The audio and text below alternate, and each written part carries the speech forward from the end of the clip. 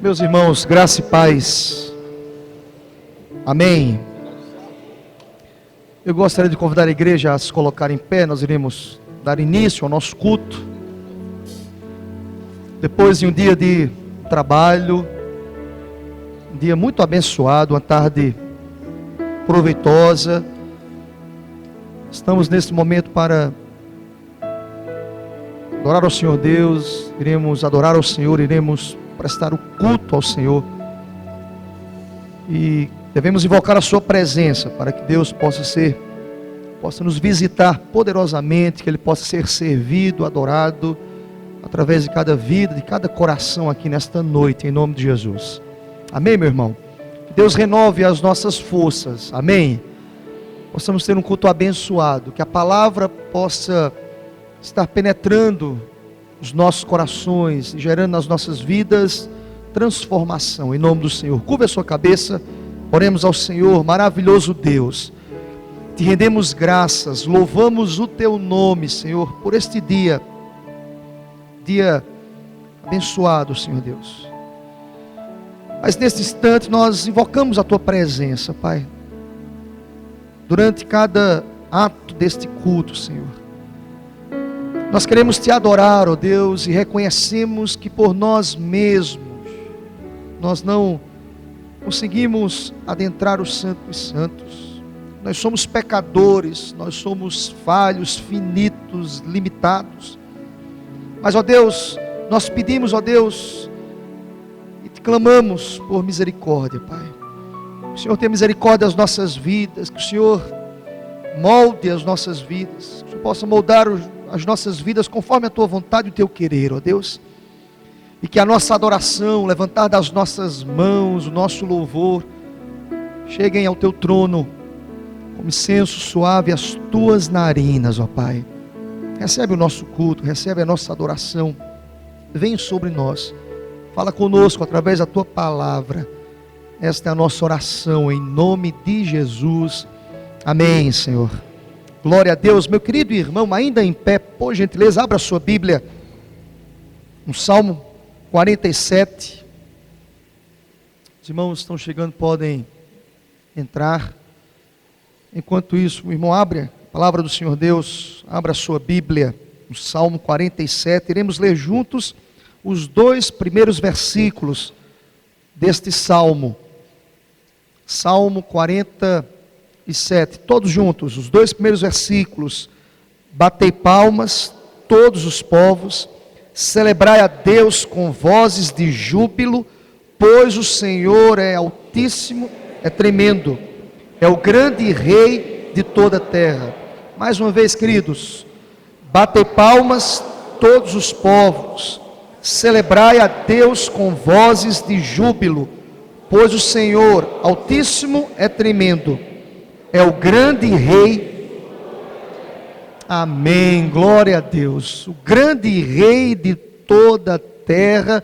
Isto inclui minha vida, a sua vida, as nossas vidas, as nossas famílias. Por isso que nós estamos aqui nesta noite, para celebrarmos o nome daquele que é digno de toda honra e de toda glória, em nome de Jesus. E esse cântico que nós iremos ministrar nesse momento nos diz que esse é o nosso desejo, honrar a Ti, Senhor Deus.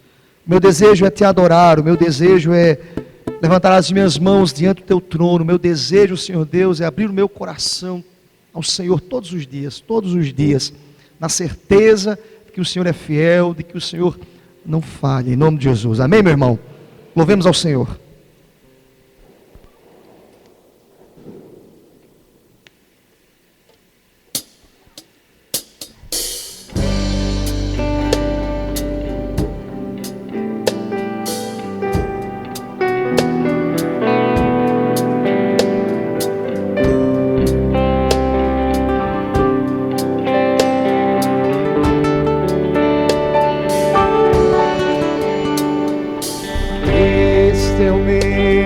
desejo honrar a Ti, Senhor, Te adorarei de coração. Tudo que tenho, Senhor, tudo que tenho, Te louvará, Te louvará. A minha adoração está em Ti. Te dou meu coração, Senhor, Te dou meu coração, minha alma eu Te dou. Eu vivo só pra Ti, com o meu respirar, e quando acordar, faz Teu querer. Te dou meu coração, Te dou meu coração, minha alma eu Te dou. Eu vivo só pra Ti.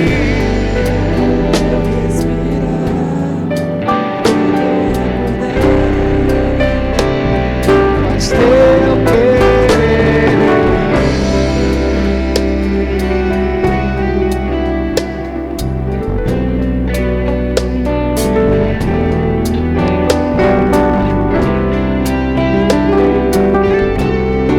Podemos dizer mais uma vez: este é o meu desejo, Senhor. Este é o meu desejo, honrar a Ti, Senhor, Te adorarei de coração. Tudo que tenho,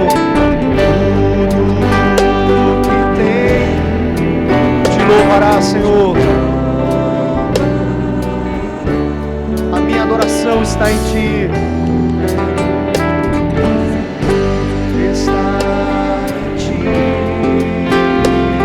Te dou o meu coração, Te dou meu coração, minha alma eu Te dou. Eu vivo só pra Ti, com o meu respirar, e quando eu acordar, faz Teu. Te dou meu coração, Senhor, Te dou meu coração, minha alma eu Te dou. Eu vivo com o meu respirar, quando eu acordar, faz Teu querer.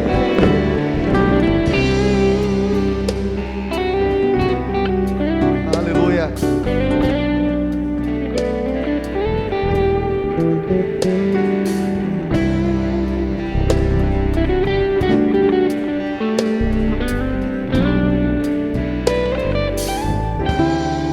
Glória a Deus, louvado seja o nome do Senhor.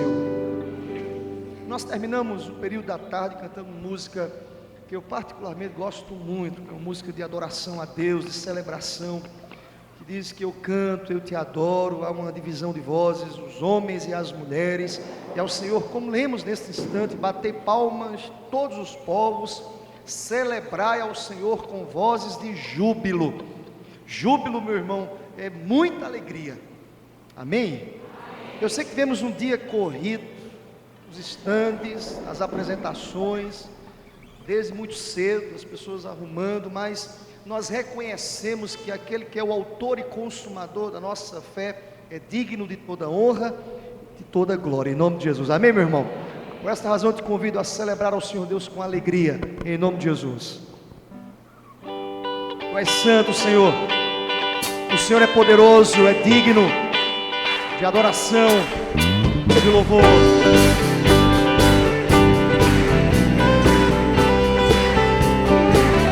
Tu és santo, Tu és santo, poderoso, Tu és digno de adoração. Eu te sigo,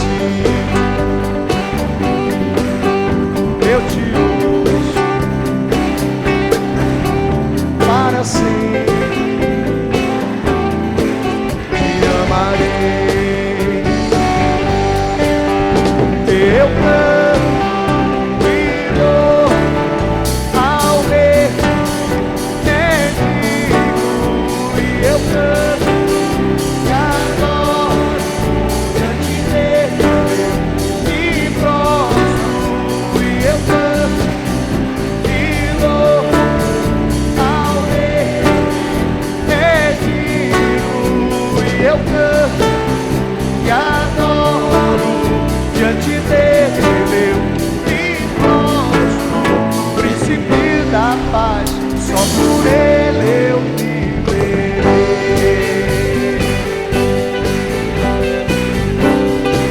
Mais uma vez, tu és santo, poderoso, tu és digno de adoração.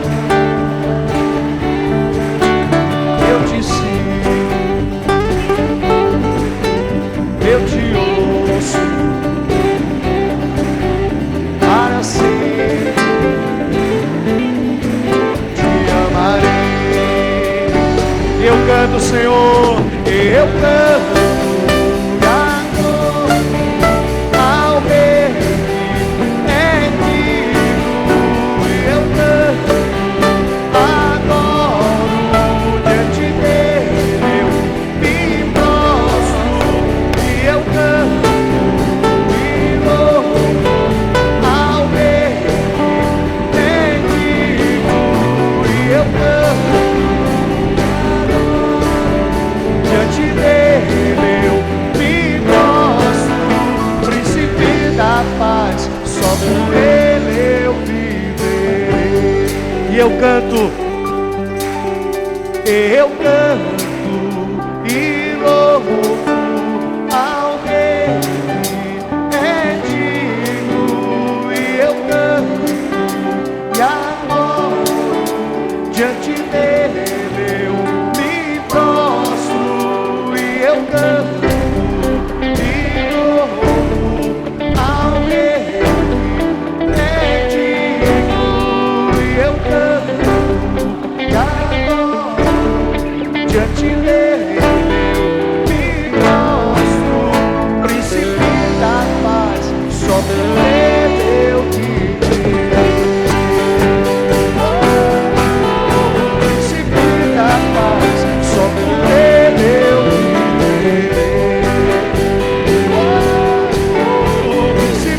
da paz, só por ele eu viverei.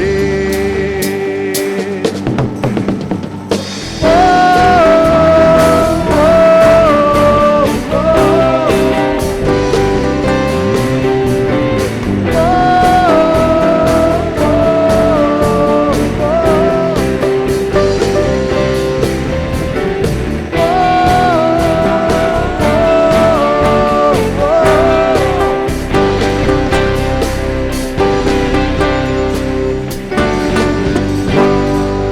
oh, oh, Deus. Meu irmão, abra a sua Bíblia, profeta Isaías, capítulo 6. Leitura alternada.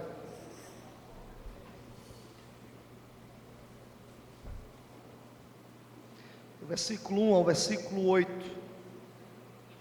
Profeta Isaías, capítulo 6, o verso 1 nos diz: no ano da morte do rei Uzias, eu vi o Senhor assentado sobre um alto e sublime trono, e as abas de suas vestes enchiam o templo.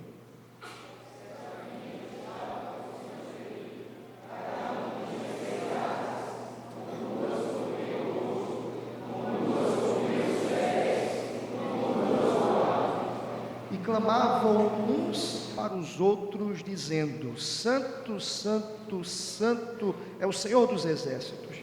Toda a terra está cheia da sua glória.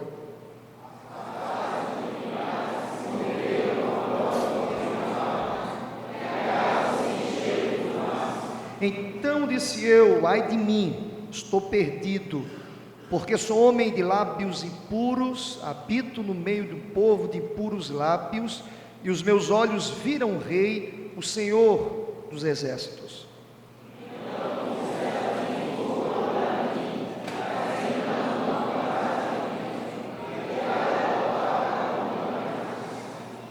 Com a brasa tocou a minha boca e disse: eis que ela tocou os teus lábios, a tua iniquidade foi tirada e perdoado o teu pecado.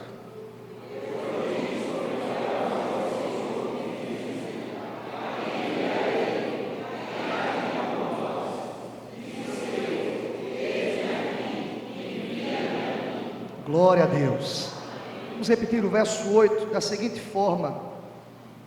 Vocês estarão lendo a parte final deste texto que diz: disse eu, eis-me aqui, envia-me a mim, com muita ênfase, meu irmão, em nome de Jesus. Diz assim o verso 8: depois disto, ouvi a voz do Senhor que dizia: a quem enviarei e quem há de ir por nós?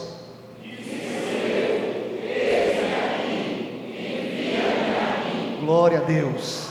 Amém, meu irmão? Podem sentar em nome de Jesus. Teremos um momento agora de oração a Deus. Gratos por esta palavra. Que essa expressão final possa ser a minha oração e a sua oração. Não apenas durante esses dias aqui de feira de missões, mas todos os dias. Eis-me aqui, Senhor. Envia-me a mim, em nome do Senhor. Eu convido nesse instante o presbítero Aguinaldo para orar ao Senhor. Levanta a sua voz em oração, agradecido por esta palavra e na certeza que Deus perdoa os nossos pecados, em nome do Senhor Jesus. Grandioso Deus e Pai maravilhoso, grato a Ti, Senhor Deus, por este momento. Nós estamos em Tua casa, Senhor Deus, para ouvir a Tua voz, para Te adorar na beleza da Tua santidade. Ó Deus, as palavras para Te agradecer neste dia, pelo que vimos aqui, Senhor Deus, pela necessidade que sentimos, ó Pai, de cumprir o Teu índice, Senhor Deus, cumprir a nossa missão, cumprir o nosso lado missionário. Ó Pai querido, Pai bendito, verdadeiramente esta palavra nossa nos impactar. Deixa ser a frase, Senhor Deus, que sai dos nossos lábios. Desejo, Senhor Deus, que verdadeiramente possa estar nos enviando para ir e cumprir aquilo que nos determinaste. Ó Deus, de misericórdia, temos sido tão falhos com este índice, Deus. Temos sido tão desobedientes, ó Pai. Muitas vezes não queremos ouvir este índice, Pai. Muitas vezes nos acomodamos nas quatro paredes, deixando, Senhor Deus, de cumprir esta missão tão importante, Senhor Deus, que é levar o Teu Evangelho, a Tua palavra que salva, palavra que restaura, palavra que cura, Senhor Deus, vidas. Quantas vidas estão aguardando, Senhor Deus, para serem restauradas por Ti mesmo, para serem resgatadas das trevas. Convides hoje, Senhor Deus, vidas aqui presentes que foram tiradas do mundo das drogas, vidas que são tiradas do mundo da prostituição. Senhor Deus, quantas mazelas, mas a Tua palavra tem este poder, Senhor, de restaurar vidas. Ó Deus, faz em nós, Senhor Deus, instrumento em Tuas mãos, para que possamos cumprir, Senhor Deus, este livro. Perdoa, Senhor Deus, os nossos pecados, possa estar aceitando nosso louvor, a nossa adoração, possa estar, Senhor Deus, operando neste mundo, Senhor, falando conosco, Pai, como já tens falado com esses louvores, com esta palavra preciosa que acabamos de ver, Senhor. Também, Senhor Deus, tome em Tuas mãos o pregador, que ele possa ser usado poderosamente em Tuas mãos. Teu Espírito Santo age, Senhor Deus, no nosso meio, transformando as nossas vidas, impactando, nos incomodando, Senhor Deus, para que nós possamos ser mais fiéis a Ti, primeiro da Tua palavra. Muito obrigado, Senhor Deus, por tudo que o Senhor tem feito neste nosso meio, por tudo que o Senhor fará ainda, Senhor Deus, com esta igreja, com este Teu povo que está aqui proclamando. Ó Deus, ser também com os missionários que estão buscando, possas encorajá-los, possas restaurar as suas forças, possas suprir todas as suas necessidades materiais e espirituais. Tudo isso seja feito para a honra, glória e louvor do Teu santo nome. Aceita, Senhor Deus, a nossa oração, o perdão dos meus pecados, em nome daquele que vive e reina para todo sempre. Aleluia. Amém. Amém. Glória a Deus. Nós convidamos nesse instante o coral da nossa igreja, o Coro Arte, que estará também glorificando o nome do Senhor Jesus.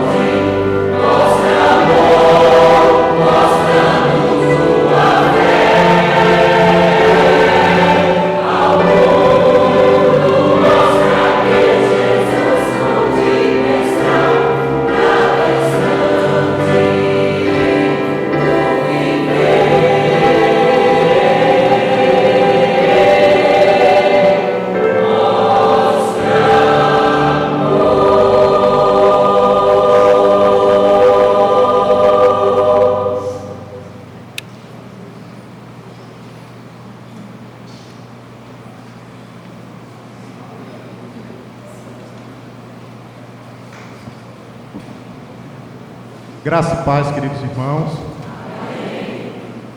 Não pense, não estou maluco, nem fumei nada. Inclusive teve uma irmã que me procurou aqui. Irmão, vai contar algum caos?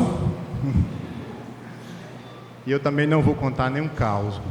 Mas nós vamos cantar uma música que é bastante antiga. E ela tem uma conclamação ao povo de Deus. E aí eu senti que ela ficaria bonita se a gente recitasse ela como se fosse uma poesia matuta. É assim: povo de Deus, cumpri o vosso encargo de proclamar de nosso Deus o amor, pois Ele, compassivo, não deseja a perdição do pobre pecador. Ó, contemplai milhares que perecem, presos nas garras do pecado e mal, sem que haja quem com pena lhes indique Cristo Jesus, libertador real. Disseminai entre as nações e tribos que o nosso Deus é o Deus do eterno amor, que Ele deixou as glórias infinitas para salvar o mundo pecador. As boas novas anunciar que Deus nos ama, contentes proclamar.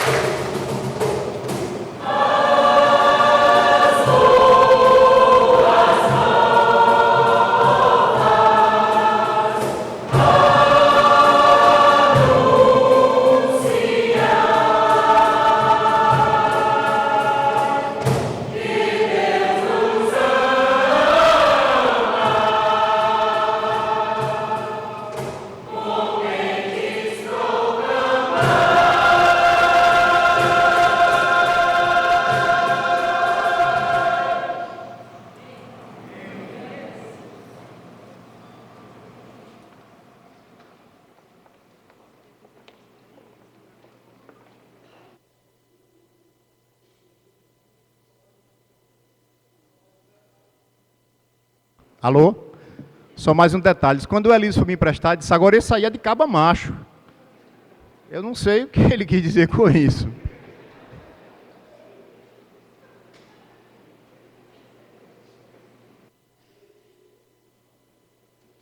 Meus irmãos, neste clima bem propício, missões, esse é o nosso desejo, alcançando todos os povos, todas as línguas, todas as nações. Nós estamos aqui imbuídos, envolvidos, desde ontem, a nossa primeira feira de missões, e desde ontem, encontra-se conosco o reverendo Cássio, um dos pastores da 4ª igreja presbiteriana lá na cidade de Belo Horizonte, Minas Gerais. Ele se faz acompanhar de sua esposa, a Kátia. Queria convidá-la mais uma vez a se colocar em pé. Por gentileza, Kátia. Seja bem-vinda, querida, em nome de Jesus. Pode sentar, querida. Todos comigo? Seja. Há entre nós outros visitantes, nós gostaríamos de conhecer nesse momento também. Pode ficar em pé, em nome de Jesus. Sejam bem-vindos em nome do Senhor Jesus. Se você estiver próximo a esse visitante, aperta a mão dele em nome do Senhor. Receba-os. Em nome de Jesus, podem sentar. E desde ontem o pastor Cássio está ministrando a palavra e nós fomos abençoados ontem à noite. E, por certo, Deus mais uma vez estará ministrando a sua palavra às nossas vidas. Eu peço à igreja toda a atenção, possamos ouvir a palavra do Senhor. Em nome de Jesus.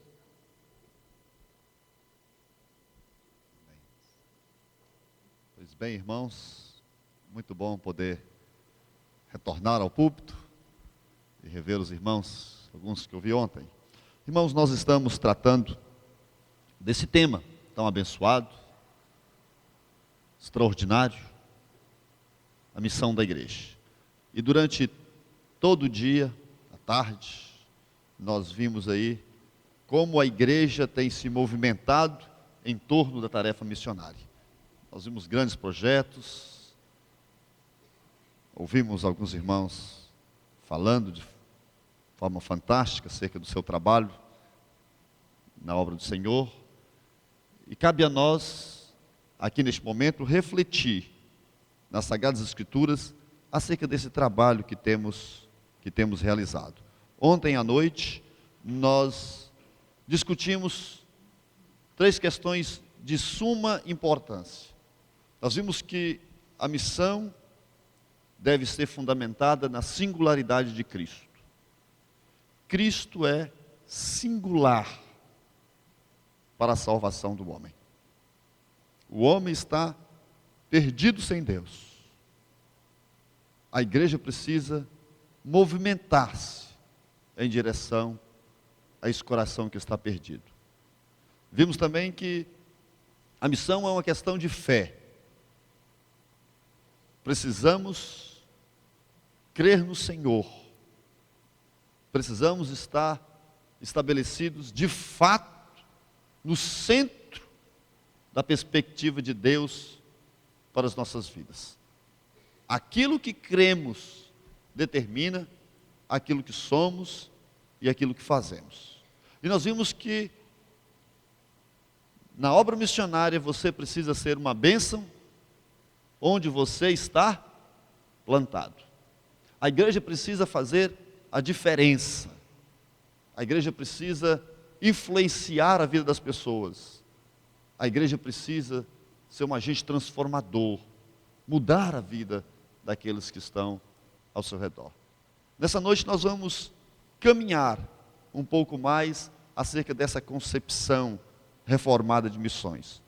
O grande desafio é definir o que de fato seja uma definição de missiologia que vem de encontro à perspectiva das Sagradas Escrituras. O que nós temos visto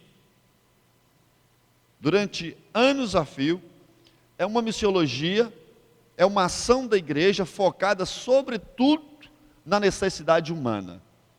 Nós fazemos missões porque o homem precisa de Jesus. Mas há um desafio muito grande de não focar a ação missionária da igreja no homem, de não ter uma ação missionária antropocêntrica, mas centralizar o Deus bíblico, centralizar o Deus de toda a glória, bem no centro da perspectiva missionária da igreja. Nós vamos mais uma vez nos colocar de pé e vamos orar, pedir a orientação do Senhor para mais essa noite, que nós possamos crescer na compreensão, no entendimento dessa tarefa tão sublime, a tarefa que o Senhor colocou em nossas mãos, a tarefa missionária. Vamos orar.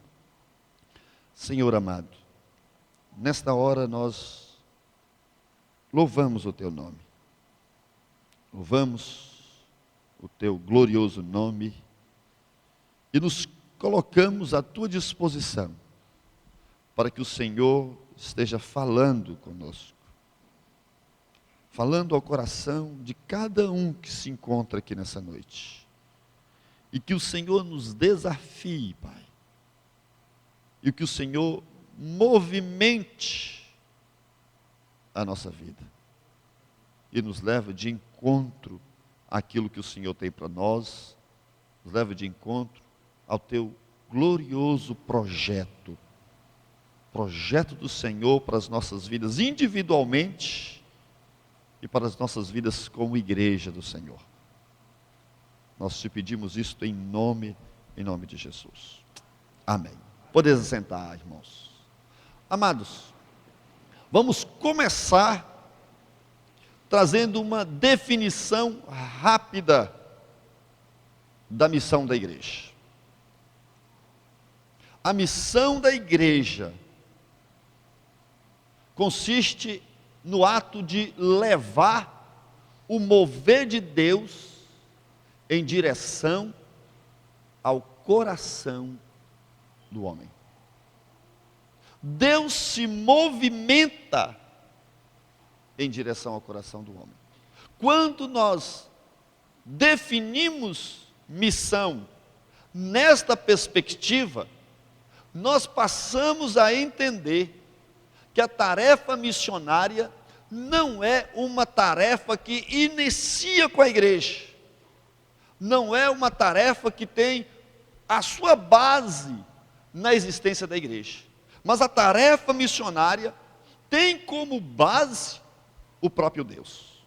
Há uma diferença sensível quando nós nos referimos à missão da igreja e às missões da igreja. Sempre somos tentados a imaginar que missões seja o plural simples da missão. No entanto, na literatura missiológica, e às vezes na literatura missionária, esses dois termos têm dois significados diferentes. Quando nós nos referimos à missão no singular, nós estamos nos referindo ao que nós chamamos, numa expressão latina, de missio Dei. A missio Dei é a missão que começa no coração do próprio Deus e que tem a sua presença na economia da Santíssima Trindade, na estrutura do trabalho das três pessoas da divindade, no seu relacionamento conosco. O Pai, o Filho e o Espírito Santo planejaram desde a eternidade, antes da fundação do mundo, que o Filho morreria na cruz do Calvário. O Filho é enviado pelo Pai, no poder do Espírito que aplica toda a obra salvífica do Filho. Aplica essa obra no coração dos eleitos. Toda a Trindade está envolvida nesse projeto. E em João, abra comigo, capítulo 17.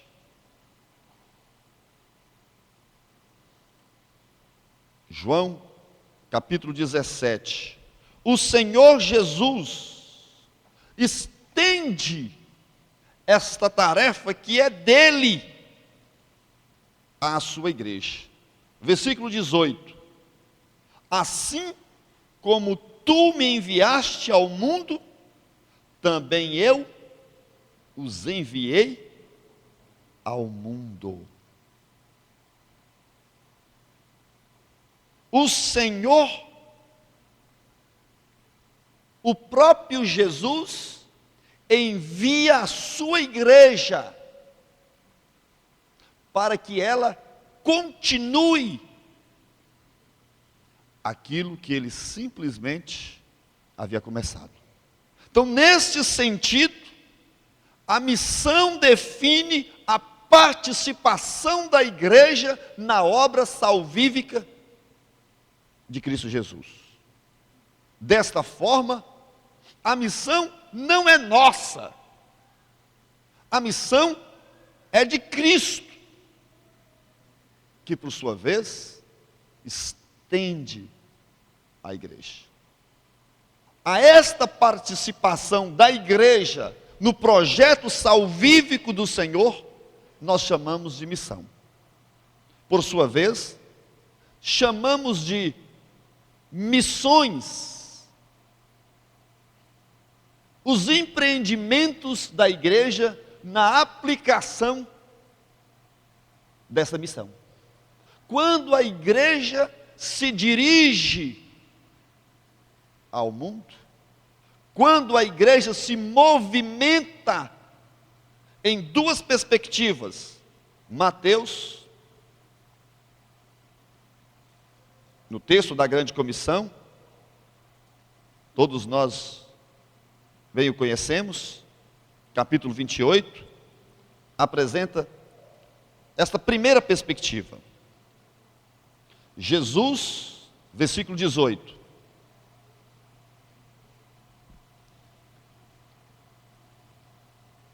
Jesus, aproximando-se, falou-lhes dizendo: toda a autoridade me foi dada no céu e na terra. E nesta autoridade, o Senhor usa a expressão bem conhecida por nós: ide, portanto, fazei discípulos de todas as nações. E é muito importante salutar que, mais uma vez, não é nenhum mistério no nosso tempo entender e perceber que esta expressão ide não se refere necessariamente a um imperativo. Não há uma ordem, mas o tempo que aparece, o tempo que esse verbo se apresenta, está mais próximo do indo. Ou seja, enquanto a igreja caminha na presença do Senhor, enquanto a igreja dá os seus passos nesta história de relacionamento entre ela e o seu Senhor, ela recebe a incumbência de fazer discípulos de todas as nações. O grande problema dessa perspectiva é que nós temos nos tornado, nos últimos anos, não uma igreja que caminha, mas nós temos nos tornado uma igreja de balcão. O que é uma igreja de balcão?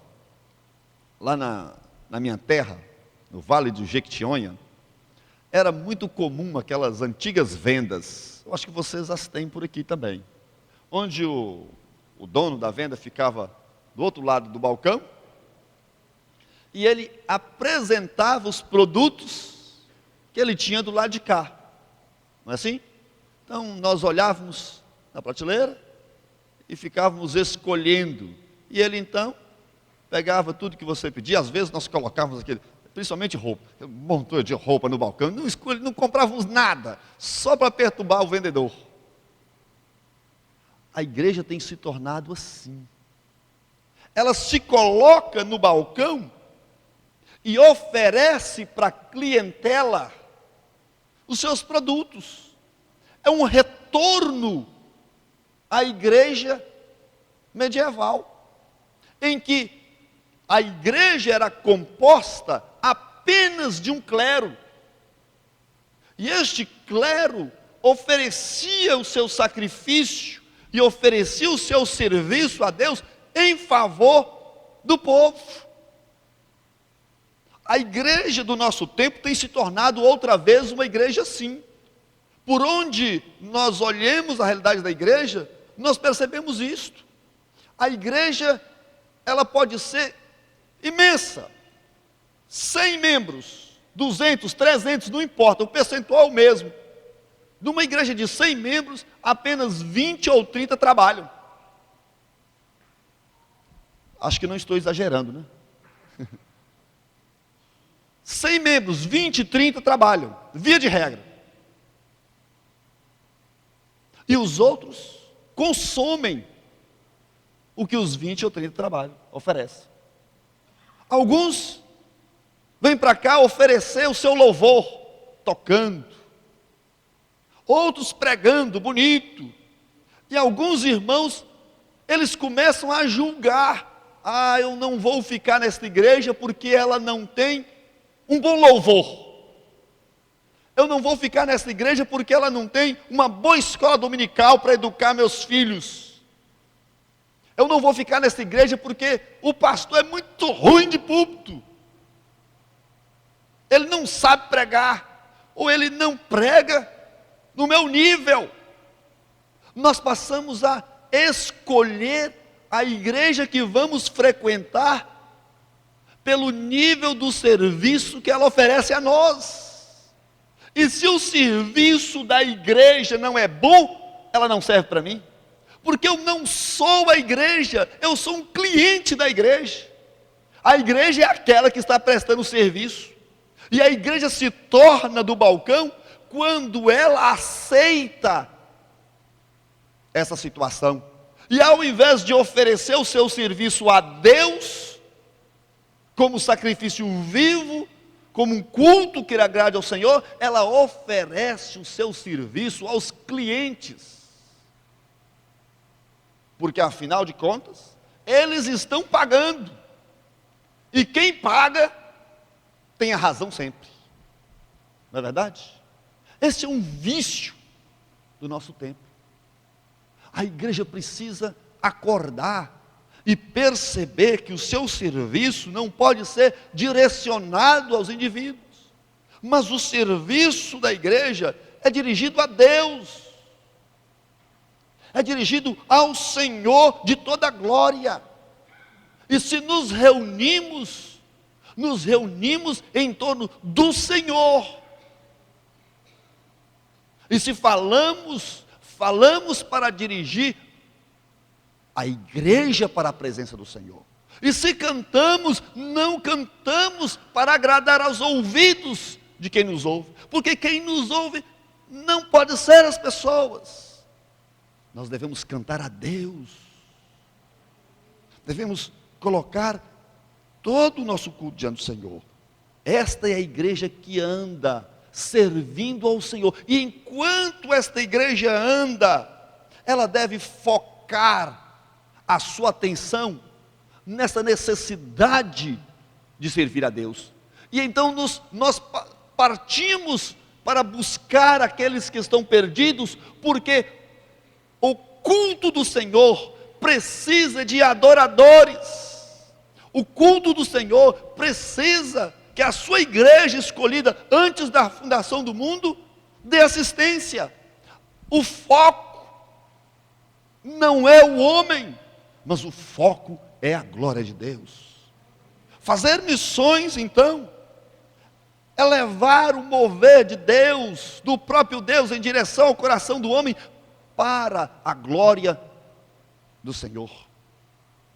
E a segunda perspectiva está em Atos, capítulo 1, versículo 8. O resumo, o centro deste livro.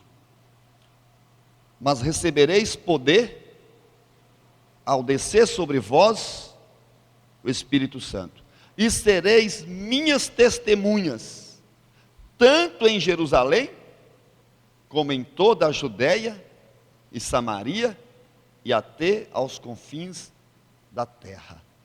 Este versículo é o centro do livro de Atos. Numa análise rápida do livro de Atos, você vai perceber que o livro de Atos tem basicamente 3 seções. Os primeiros capítulos apresentam o desenvolvimento da igreja e da pregação em Jerusalém. A segunda seção, no meio do livro, apresenta o desenvolvimento da igreja nos arredores de Jerusalém, na Judéia e Samaria. E o final do livro apresenta o desenvolvimento da igreja no que eles chamavam de confins da terra. E nesta perspectiva, o Senhor espera que a igreja caminhe. A igreja precisa caminhar de tal forma que simultaneamente ela esteja caminhando por sua Jerusalém, indo além de seus limites imediatos e chegando até aos confins da terra. Uma igreja, para ser missionária, precisa voltar os seus olhos para essa perspectiva do livro de Atos. Nós não podemos definir o ser missionário apenas por um aspecto, apenas por um desses detalhes. Desta forma, não faz missões apenas quem envia missionários além mar.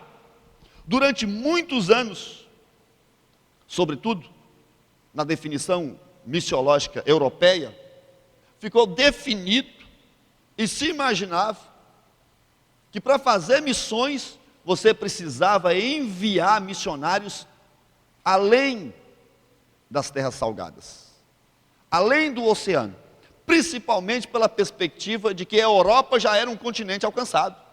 Todo mundo aqui é crente. Nós só vamos, quando nós vamos fazer missões, nós temos que ir além do oceano. Mas a perspectiva de Atos quer dizer para nós, irmãos, que o campo missionário começa exatamente na sua casa. Quem aqui não tem alguém não crente no seu lar? Somos poucos, né? Às vezes dormimos com alguém não crente, um marido, uma esposa, um irmão, um primo. Na nossa cama se faz o campo missionário, não é verdade? Nossos vizinhos, quantos vizinhos não conhecem ao Senhor Jesus? O campo missionário começa em Jerusalém, mas a igreja precisa avançar, e a igreja precisa inserir na sua visão de vida a necessidade de levar o mover de Jesus. Enquanto caminha, saindo do balcão em que oferece serviços a clientes, mas presta um culto vivo na presença do Senhor, levando o evangelho a Jerusalém, a Judéia e Samaria e até aos confins da terra. A segunda pergunta que eu tenho para nós hoje, definimos então o conceito básico dessa missão: levar o mover de Deus em direção ao coração do homem, desde Jerusalém até os confins da terra. Então, se falamos de missão, e se falamos então dessa aplicação dessa missão em missões, nós temos a responsabilidade de evangelizar do farol aos últimos lugares do nosso planeta. Não sei qual é o ponto mais distante daqui do farol, mas é a nossa responsabilidade. Essa é a responsabilidade desta igreja. Agora a pergunta é: ao nos movermos, o que vamos levar? Vamos voltar a nossa ideia então para a Missio Dei. Quando Deus se move em direção ao coração do homem, o que Deus faz? Deus se move de forma maravilhosa, pela primeira vez, em direção ao coração do homem, quando Ele cria. Então voltemos nossas atenções para Gênesis. Quando Deus cria o homem, Deus se move pela primeira vez em direção ao coração do homem. Quando Deus cria, qual a motivação de Deus? Deus criou porque tinha necessidade. Deus criou porque estava se sentindo sozinho. Vocês já imaginaram a existência eterna de Deus?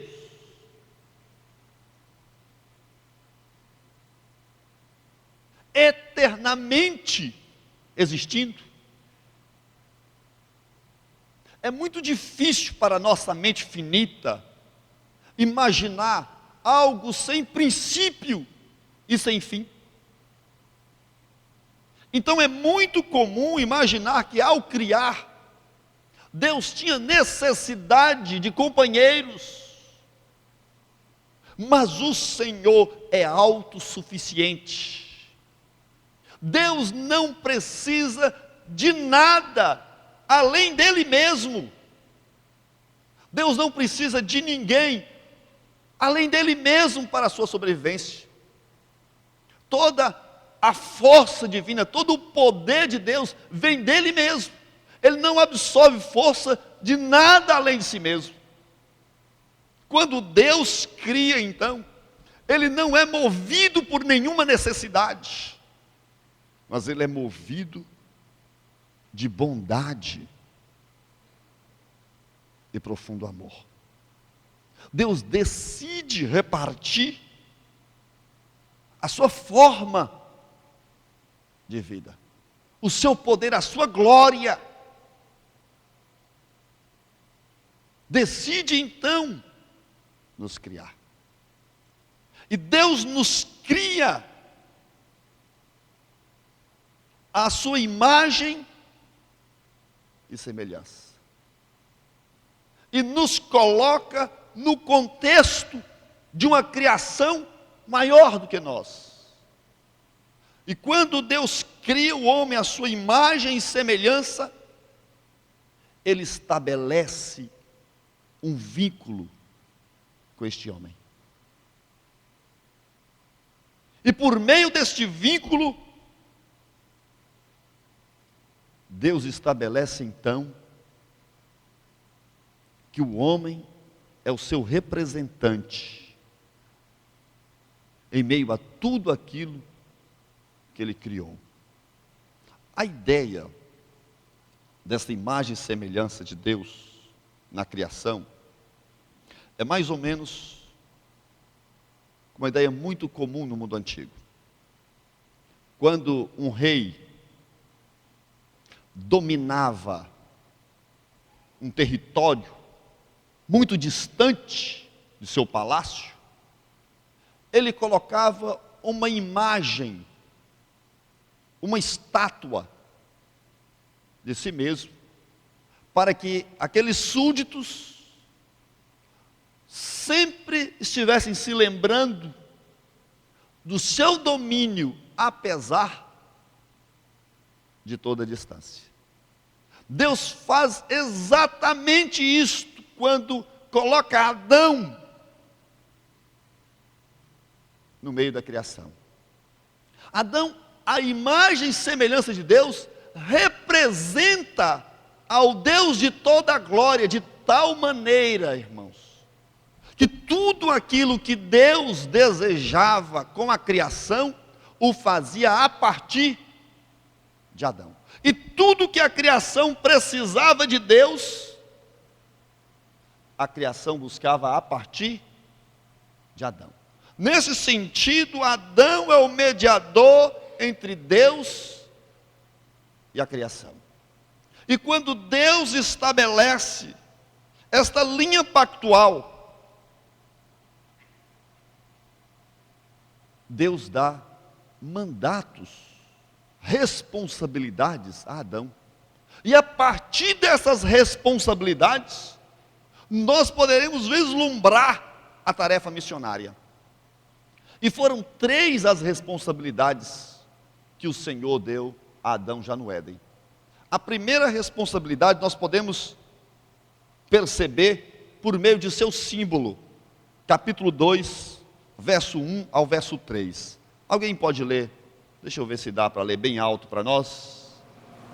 Se vai dar para ouvir. Acho que as pessoas conseguem ouvir, né? Pode ler bem alto para nós? Verso 1, 2 e 3 de Gênesis, capítulo 2.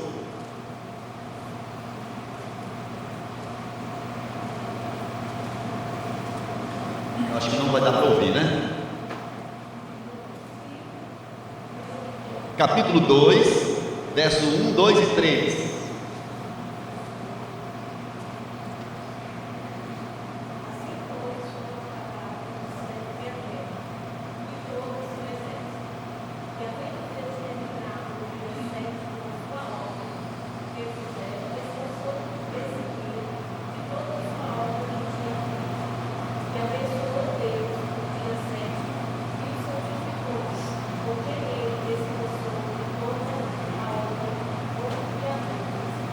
Aqui Deus descansa no sétimo dia e abençoa este sábado.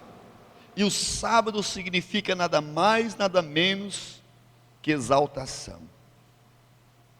É o dia que Deus vê tudo o que Ele havia criado e percebe que tudo era muito bom. E diz: eu sou o Deus. E então determina ao homem que um dia da semana ele deveria parar todas as coisas para adorar ao seu Criador. Era responsabilidade do homem relacionar-se com o seu Criador.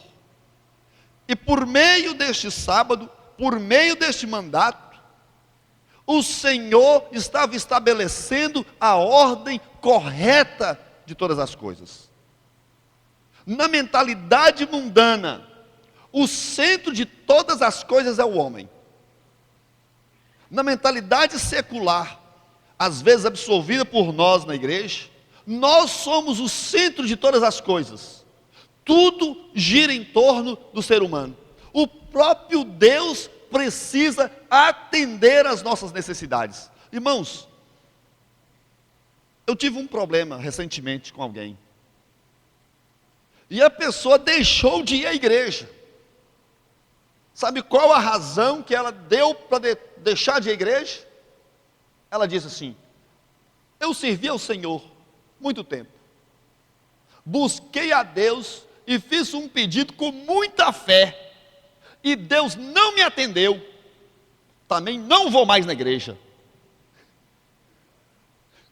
Dá para imaginar esta razão para deixar de ir à igreja? Esta pessoa estava convicta de que a sua necessidade é o centro de todas as coisas. Deus precisa atender, então ela vai castigar ao Senhor, e não vai lhe dar a adoração que Ele pede. Simplesmente porque ele foi maldoso, como diria na minha terra, maluvido, e não atendeu à sua súplica. Então agora ela vai castigá-lo, não vai adorá-lo, porque Deus deixou de ser o centro nessa vida. Suas necessidades são o centro, mas no Éden o Senhor estabelece: o Criador é aquele que tem direito sobre todas as criaturas, é aquele que tem direito sobre todas as vidas, é aquele que tem direito para construir o vaso e determinar se esse vaso vai ser um vaso para a honra ou um vaso para a desonra. É o Senhor que é o dono de todas as coisas. Ele manda em cada segundo de sua vida. Irmãos, isso significa que Deus é o Criador das macros realidades. Deus criou o sol, a lua, as estrelas, a imensidão do universo, mas Deus criou também as micros realidades. Deus criou aquelas partículas que você não pode ver. Deus criou a história, nossos momentos, e Ele comanda todas as coisas, Ele governa como Ele bem deseja, e Ele estabelece isso. O segundo, primeiro, um mandato espiritual. O homem precisa relacionar-se bem com o seu Criador, e o sábado é o seu símbolo. O segundo aparece em Gênesis. Vamos ler apenas o versículo de número 22 a 24. E a costela que o Senhor Deus tomara ao homem, transformou-a numa mulher e lhe a trouxe. E disse o homem: afinal, essa é osso dos meus ossos e carne da minha carne, chamar-se-á varoa, porque do varão foi tomada. Por isso deixa o homem pai e mãe e se une à sua mulher, tornando-se os dois uma só carne. Deus dá o casamento já no Éden. Deus cria o homem. E como Deus criou o homem? Versículo 27 do capítulo 1. Criou Deus, pois, o homem à sua imagem. A imagem de Deus o criou. E como Deus o criou? Homem e mulher os criou. A raça humana foi criada macho e fêmea. Irmãos, a ideia de macho e fêmea é a mesma ideia que usamos na engenharia. Estou procurando ali uma tomada e um plug. Quando você tem um plug macho e um plug fêmea, e só funciona quando os dois estão em perfeito encaixe. É exatamente esta ideia de macho e fêmea, como Deus os criou. Para haver humanidade, é preciso que macho e fêmea estejam no encaixe perfeito. Emocionalmente, socialmente, e esse encaixe perfeito acontece na família, criada por Deus já no Éden. Não há humanidade em hipótese alguma numa sociedade de homens, ou numa sociedade feminista, apenas de mulheres. Não há humanidade. Uma sociedade de homens ou uma sociedade de mulher desumaniza a raça. A raça só pode ser humanizada quando macho e fêmea se juntam em família. E Deus determinou isso no Éden, como um mandato pactual. Se o homem recebeu uma responsabilidade espiritual, no qual ele deveria relacionar-se bem com o Criador, ele recebe também um mandato social, no qual ele deve relacionar-se bem consigo mesmo. E em terceiro lugar, o homem recebe um mandato cultural, pelo qual ele precisa relacionar-se bem com o meio ambiente em que vive. E isto é simbolizado, Gênesis, capítulo 2, verso 15. Exatamente por isso aqui. Tomou, pois, o Senhor Deus ao homem e o colocou no jardim do Éden para cultivar e o guardar. Se você está procurando quem inventou o trabalho, acabou de achar. O trabalho não é consequência do pecado, irmãos. O pecado trouxe juízo de Deus e dificuldades no trabalho. Suor, espinhos, não é? Eu acrescento lágrimas, muita dificuldade. E é com essa dificuldade que você vai extrair o seu pão. Mas o trabalho já havia sido criado. Aqui em Gênesis 2, verso 15, antes do pecado. Deus criou o homem para cultivar e lavrar a terra. Como símbolo da responsabilidade de que ele tinha que cuidar do meio ambiente, do meio em que ele vivia, da bênção de Deus para a sua vida, e desta bênção extrair tudo o que ele precisava para a sua existência. Deus responsabiliza o homem para cuidar do relacionamento com o Criador, do relacionamento consigo mesmo e do relacionamento com o meio ambiente, com o meio em que ele vivia. O que aconteceu com esses mandatos? Imediatamente, logo em seguida, o texto bíblico relata acerca da queda. O homem cai e Deus julga a humanidade. Irmãos, mas há algo interessante na história bíblica da salvação e do relacionamento de Deus com o homem. Todas as vezes em que Deus entra no relacionamento ou se move em direção ao coração do homem com juízo, a sua graça se manifesta de forma extraordinária. E desta feita não foi diferente. Deus se move em direção ao coração do homem no Éden com juízo. E ao julgar o homem, expulsando-o de sua presença, faz a promessa maravilhosa. Versículo 15 do capítulo 3. Porém, inimizade entre ti e a mulher. Abram. Porém, inimizade entre ti. Ti aqui está falando com quem? Com a serpente. Porém, inimizade entre ti, serpente, e a mulher. Entre a tua descendência, como falando de muitos. A descendência de quem? Tua, ti.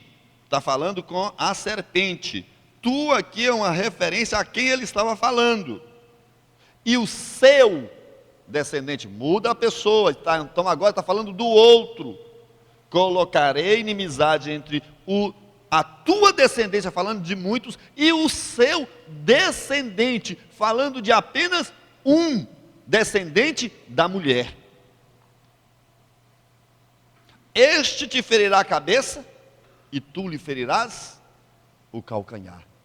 No meio de juízo, Deus faz uma grande promessa.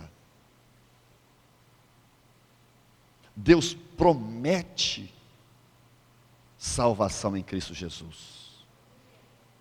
Ainda no Éden,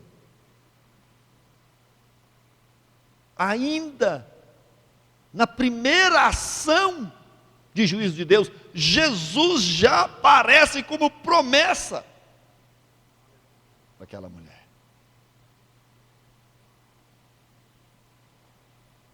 O Senhor promete restauração. E aí, imaginou, irmãos? Quanta graça sobre essa mulher. Essa mulher pecou, levou o seu esposo ao pecado, e Adão se responsabilizou e caiu. É lógico que ele falou assim ainda, né? A mulher que tu me deste me fez isso. Mas ele se responsabiliza depois. Pelo menos Deus o fez se responsabilizar. Mesmo ela participando dessa história, mas do seu ventre viria o Salvador. Irmãos, esta graça não é tão simples. Porque a ação salvífica do Senhor é nada mais e nada menos que o próprio Deus, que se faz carne no ventre da mulher. Há maior bênção do que imaginar isso? O próprio Deus que se torna como um de nós, que vem viver na nossa forma de vida, no nosso tabernáculo, na nossa casa, e vem tabernacular conosco, vem assumir a nossa forma de existência. Foi o que Deus fez. E Deus faz isto a partir da mulher.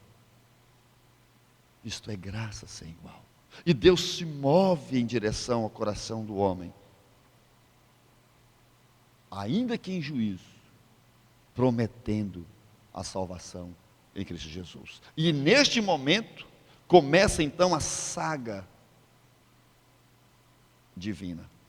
E quando chega no capítulo, a saga divina, no seu relacionamento com o homem, a saga da salvação. No capítulo 11 de Gênesis, acontece um outro movimento, que é importante para nós. Capítulo 11 de Gênesis, Deus cria as nações. Irmãos, essa criação das nações, esse momento de Gênesis 11, 12, ela é tão importante que alguns estudiosos, eles insistem em dizer que a Bíblia é dividida em duas partes. Não do Novo e Velho Testamento. Eles dizem que a Bíblia é claramente dividida, de Gênesis 1 ao capítulo 11, e de Gênesis 12 a Apocalipse 22. São as duas partes distintas que aparecem na Bíblia. E o que aparece de tão importante que vai distinguir essas duas partes? Do capítulo 1 de Gênesis até o capítulo 11, Deus está trabalhando de forma universal, com toda a raça, com toda a humanidade. No capítulo 12, logo após a criação das nações, o que Deus faz? Ele chama Abraão. Ele chama Abraão. Ele cria uma nação. Ele criou todas no capítulo 11. No capítulo 12, ele separa de dentre todas as nações que ele havia criado, a partir da separação das línguas em Babel. Ele cria as nações, ele cria os povos, ele separa um do outro, e ele então escolhe um e diz: Abraão, olha para as nações, você será uma bênção para todas as famílias da terra. A Septuaginta, que é uma versão grega do Velho Testamento, aparece aqui, apresenta uma palavra importante para a tradução do hebraico, famílias, clãs. E a Septuaginta aparece a expressão etnia, muito significativo isso. Etnia, uma nação, um povo. Deus está mostrando a Abraão e dizendo: você será uma bênção, não apenas para as famílias individualmente, mas para as nações, para todos os povos da terra. Deus separa o povo de Israel, irmãos, não por causa de Israel, mas por causa do seu projeto salvífico, e planta Israel no meio, exatamente no meio de toda a terra habitada. O projeto da terra que mana leite e mel não era para abençoar Israel. Irmãos, aquela terra era boa, manava leite e mel, se o texto diz, manava mesmo. Mas não era a terra mais fértil do mundo, certamente não era. Não era a mais bela, mas Israel, irmãos, Canaã tinha uma coisa significativa da perspectiva missionária. Existiam dois mundos habitados de então: a Babilônia, a região da Assíria, acima, certo? E a região do Egito, no norte da África, embaixo. E quem ficava no centro, exatamente no único lugar em que todos os homens que comercializavam, todos os homens que guerreavam precisavam passar? Israel. Israel era o eixo, o joelho. Quando Israel estava plantado naquele lugar, quando Deus planta Israel naquele lugar, tinha um objetivo claro, missionário. Israel plantado naquele lugar seria visto por todos os povos da terra, porque todos os povos, para se comunicarem, precisavam passar por ali.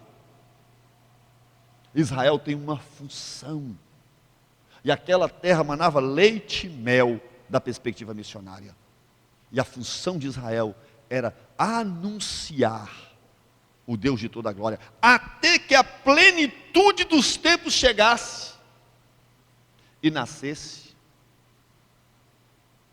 o fruto da promessa, o Senhor Jesus. E então, um terceiro ato nessa história acontece. Deus cria, o homem cai, e o Senhor decide redimir.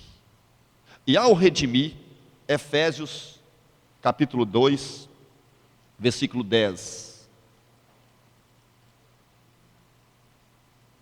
Ao redimir, o texto bíblico diz que Deus recria a humanidade. O que diz o versículo 2? Capítulo 2, verso 10. Pois somos feitura dele. Irmãos, essa palavra feitura, no original aqui, no grego, aparece uma palavrinha muito interessante. Transliterada para o português, exatamente como nós usamos. A palavra é poema. Poema. Nós somos poema do Senhor. Ela significa, nós usamos como poesia, né?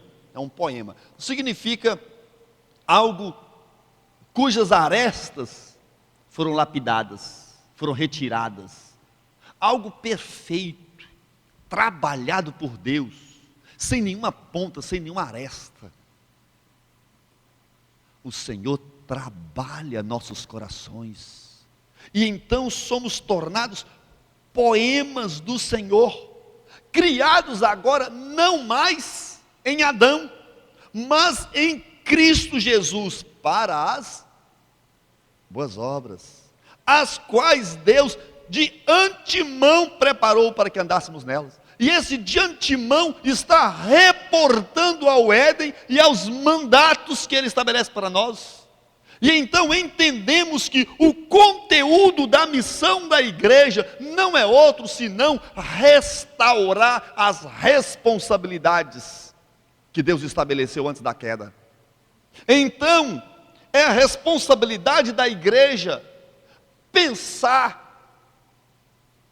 numa perspectiva que se divide em 3 porções básicas.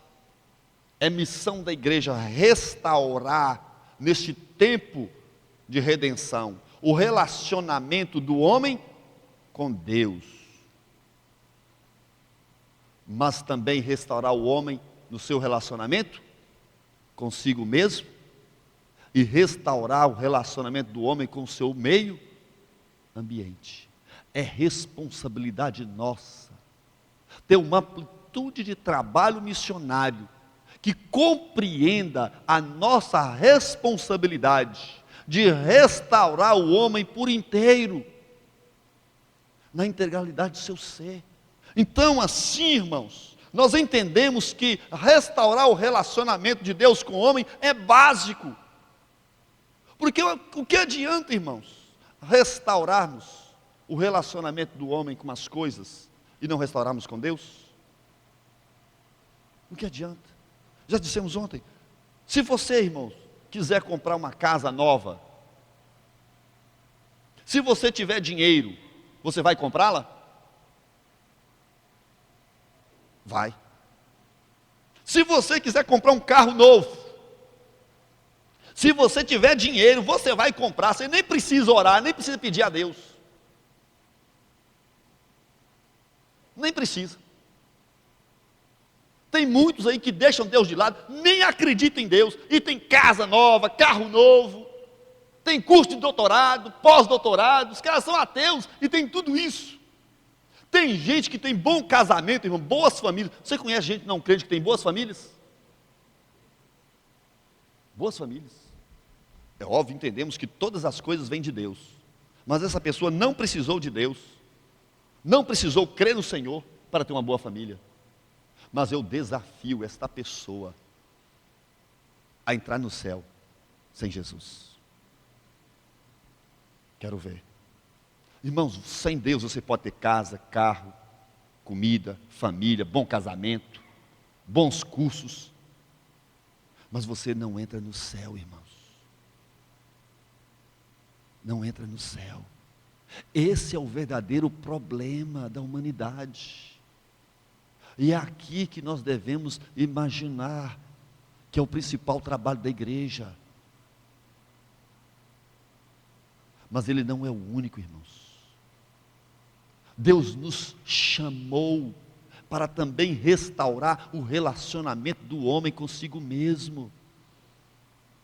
Porque desse relacionamento, irmãos, desse relacionamento, nós vamos ter nossas alegrias, porque Deus nos criou para sermos alegres uns com os outros, e Ele criou a raça assim. Para eu ser raça, eu preciso do outro.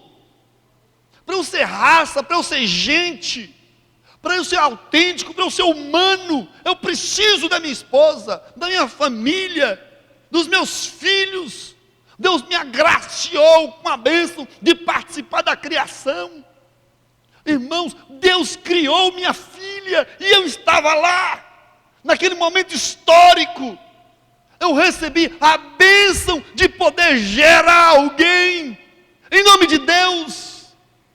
Irmãos, Deus me criou, eu fui planejado por Ele, e se não for a minha mãe e meu pai, eu não existiria. É uma bênção que Deus deu a eles.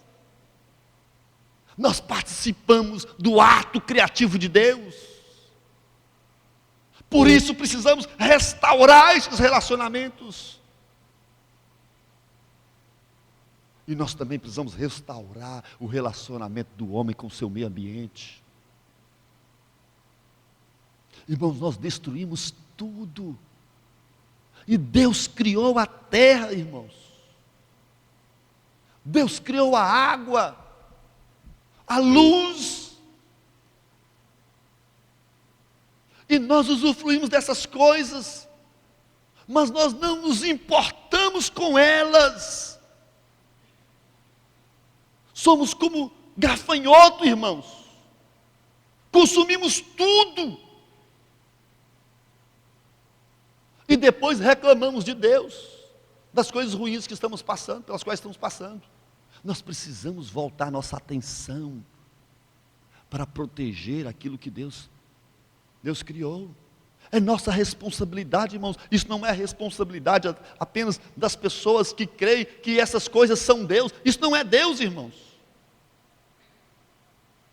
A natureza é a natureza, nem é casa de Deus, mas foi criado por Deus, e Deus nos responsabilizou por cuidar dessas coisas. Por causa deste ato de responsabilidade recebidos de Deus, é tarefa nossa. Nós cuidamos da natureza, não porque ela seja morada de Deus. Deus não mora aqui, Deus é transcendente, irmãos. Apesar de se fazer imanente no meio da igreja, Deus mora na igreja, mas Deus nos deu ordens de cuidar dessas coisas. Então a tarefa missionária da igreja se resume na obrigação de restaurar os relacionamentos perdidos com a queda. Os relacionamentos perdidos na queda.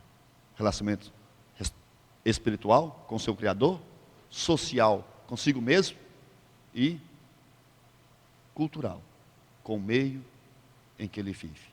Este é o conteúdo da missão da igreja. Primeiro, nós levamos o mover de Deus em direção ao coração do homem.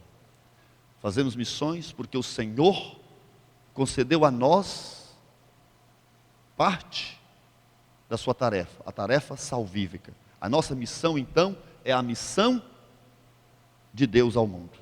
Segundo o conteúdo dessa missão, nós somos nova criatura, nova humanidade, e somos responsabilizados a restaurar aquilo que Deus estruturou no Éden.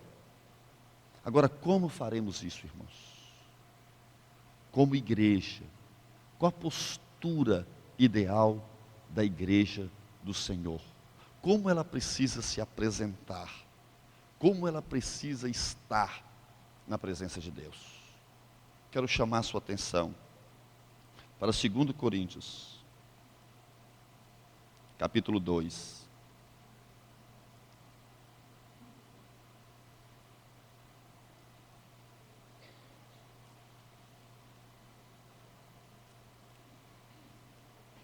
Segundo Coríntios, capítulo 2, a partir do verso de número 14.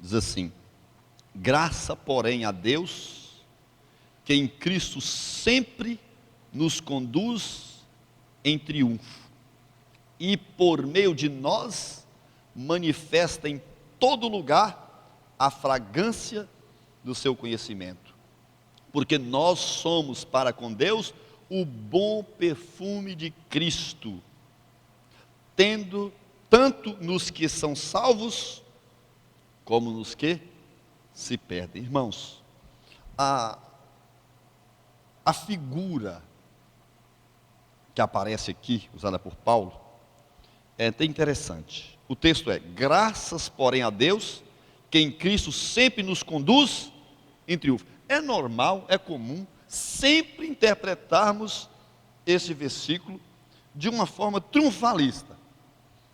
O que nós queremos dizer? Mais ou menos como nós lemos Filipenses capítulo 4, verso 13, né? Posso todas as coisas naquele que me fortalece. Posso todas as coisas naquele que me fortalece. É normal a gente entender o quê? Que eu posso tudo. Nada me é limite.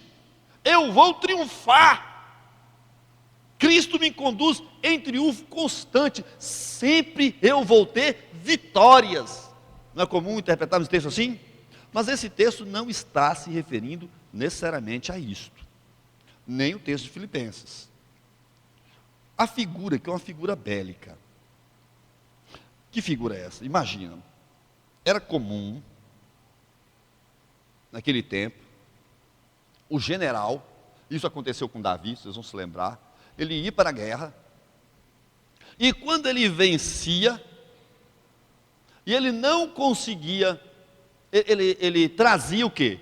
O outro general, amarrado, e entrava pelas portas da cidade, arrastando o vencido. E quando ele não conseguia trazer o vencido arrastado, ele fazia o quê? Cortava o pescoço do vencido e trazia a cabeça. E entrava triunfante, porta adentro. A figura é exatamente a mesma, só que o general que está guerreando é Cristo. E ele está arrastando em triunfo a sua igreja, que ele conquista das mãos do inimigo, que é encarado por Paulo como nós também inimigos do próprio Senhor. Não é assim que Paulo vai nos definir? Em Romanos, capítulo 5, verso 11, nós somos inimigos de Deus. Deus, então, subjuga a nossa alma e nos conduz em Cristo em triunfo. No triunfo que não é o nosso triunfo, mas o triunfo de Cristo. Cristo triunfa e nos resgata e nos torna de inimigos amigos. E então ele nos arrasta como perfume de sua glória. Ao nos arrastar, ele deseja que a igreja manifeste em toda a terra a sua glória. Ele deseja que a igreja, ao ser vista pelos inimigos do Senhor, pelos demônios, pelas hostes malignas, pelos perdidos, todos percebam o perfume do ato de Cristo, o perfume da glória do Senhor, e percebam o quanto Jesus é grande, o quanto Jesus é exaltado, o quanto Jesus é maravilhoso. É necessário que a glória do Senhor seja vista na igreja. É necessário que a igreja manifeste a glória do Senhor. Outro tempo, lendo sobre isso, reverendo Augusto Nicodemos, ele falou o seguinte, e não tem como não concordar.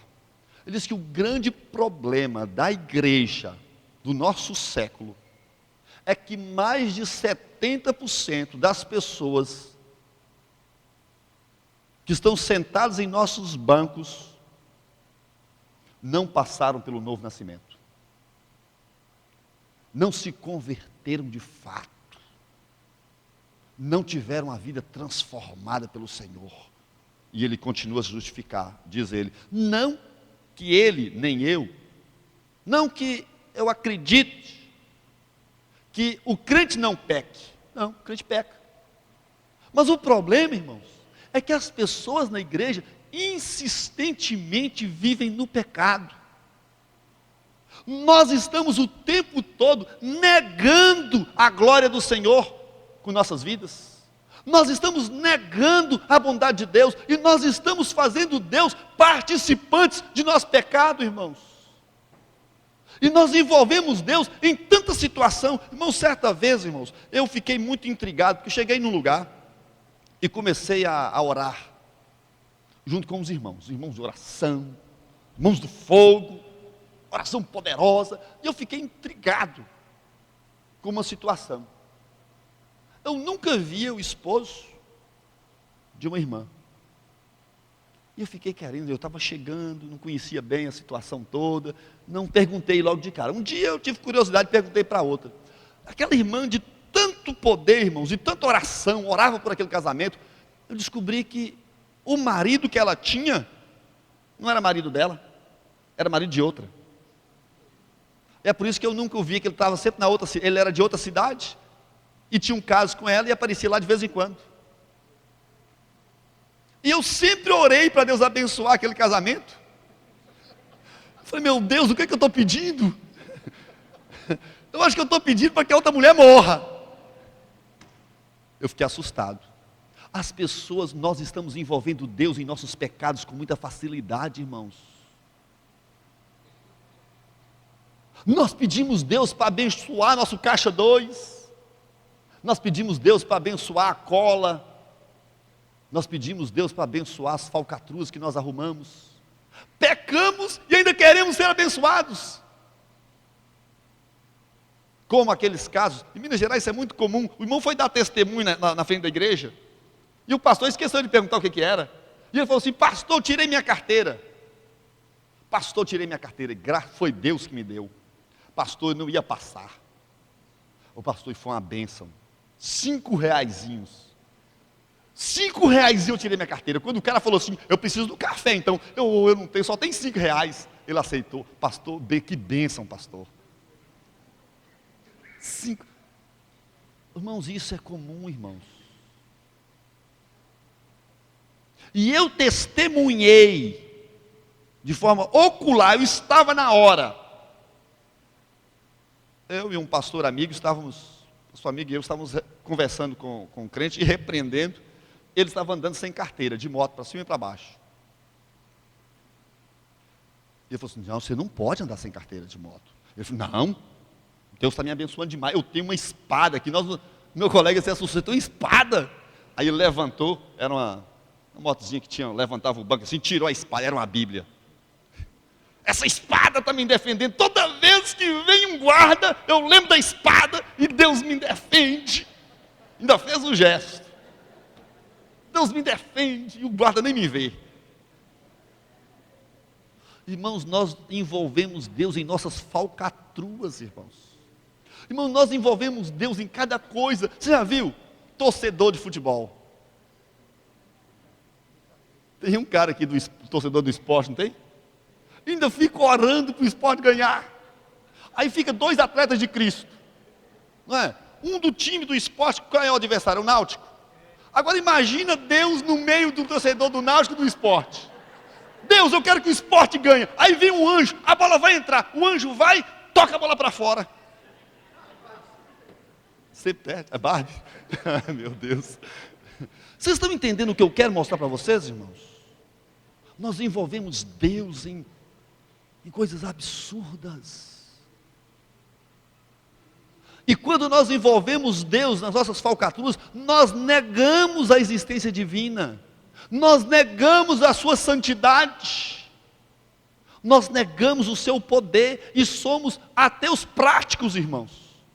Nós confessamos com a boca que Deus existe, mas nós vivemos como se Ele não existisse. Quando Davi pecou, e o profeta chegou a Davi, Deus disse, você me desprezaste. E nós estamos desprezando Deus o tempo inteiro, irmãos. Michael Horton escreveu, irmãos, que Deus é santo demais para causar conforto. E ele está corretíssimo. Deus é santo demais para causar esse conforto que nós sentimos quando adentramos pelo culto adentro. Quando nós entramos no santuário, nós nos sentimos confortáveis e nos esquecemos da beleza e da santidade de Deus que fulmina o pecador. Irmãos, nós precisamos estar escondidos atrás da cruz de Cristo, irmãos. E se apontarmos um pouco de lado, nós somos fulminados. Eu que sou mais magrinho, levo vantagem.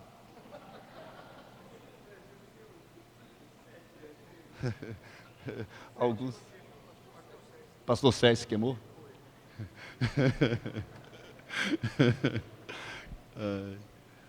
Irmãos, eu brinco para poder tornar mais tranquilo o que eu estou falando. Porque, irmãos, nós não temos tido medo de Deus. Nós precisamos estar escondidos em Cristo, irmãos. Presos no Senhor que nos arrasta no triunfo que é seu. E eu gostaria de concluir esta palavra lendo a recomendação de Tiago.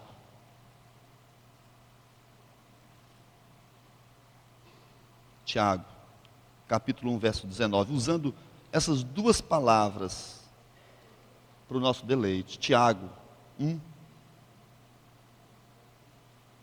verso 9. Tiago fugiu da minha Bíblia. 1, verso 19. Achei. 1,19. Parece. Sabeis estas coisas, meus amados irmãos. Todo homem, pois, seja pronto para ouvir, tardio para falar, tardio para ser. Tiago está falando aqui no contexto do relacionamento, da comunicação da igreja. E eu gostaria de pegar essas duas palavras de Tiago emprestado para concluir o que eu quero dizer para vocês nessa noite. Primeiro, Tiago diz que nós devemos ser prontos. A palavrinha aqui, prontos, que Tiago usa, é uma palavrinha intrigante. É a palavrinha táxi.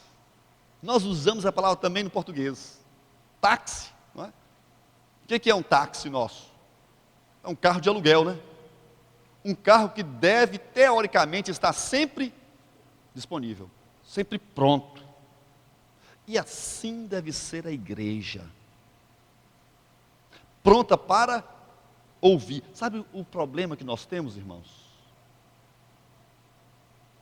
É porque nós nos tornamos responsáveis quando nós ouvimos. Você já conseguiu ouvir alguém falar assim, estou com sede, sem sentir o ímpeto de oferecer água? É automático. Quando alguém fala, estou com fome, você sente o ímpeto.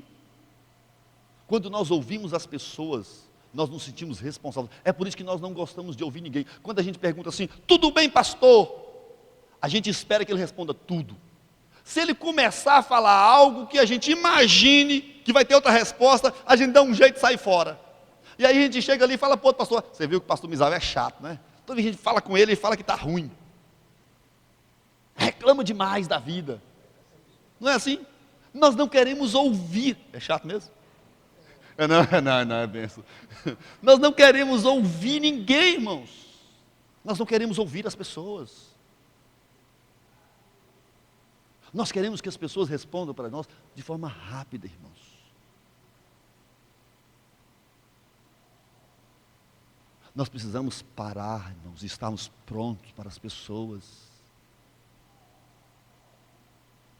para ouvir suas dores, para perceber o perdido, para perceber o que sofre. Uma igreja não será missionária se ela não para, se ela não está atenta, se ela não percebe. E a segunda palavra, irmãos, Tiago diz, vocês devem ser táxi para ouvir e tardio para falar. A palavra tardio, a palavra brades, ela não tem um correlato em português. O mais próximo da palavra usada aqui, para falar um pouco mais que tardio, é retardado. É mais próximo de retardado que de tardio. Retardado mental mesmo. Esse retardado. Eu tinha pra vocês terem ideia, eu sempre dou o mesmo exemplo. Eu tinha uma ovelha, de vez em quando era metida a contar umas piadinhas. Essa ovelha me fez desistir. Contar umas piadinhas assim de vez em quando para o pessoal, grupo de mocidade.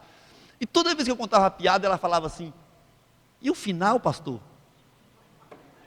Desistir de contar piada. Ela queria saber o final da piada, para ela rir. Ela era retardada para entender, lenta, tardia. O crente tem que ser retardado, não para entender piadas, mas para entender ofensas. Sabe o que é isso? É quando alguém te dá um cutucão, 3 dias depois você fala assim: foi comigo. Fulano falou comigo. 3 dias depois, irmãos. Ou então, quando uma mulher ou um homem te dá uma cantada, uma semana depois você fala assim: ô, fulano me encantou. Você é retardado. É lento para entender a ofensa, porque tudo é puro para os puros. Ele é retardado, ele é lento, ele não entende a ofensa, ele não entende a proposta do pecado. Ele demora para depurar essas coisas. E depois que ele entende, passou. Não faz mais sentido. Essa é a igreja que é missionária. Uma igreja que está pronta e uma igreja retardada para entender o pecado e a proposta de Satanás. Que Deus nos abençoe e nos faça ser assim. Deus nos abençoe. Pastor, pode orar por nós?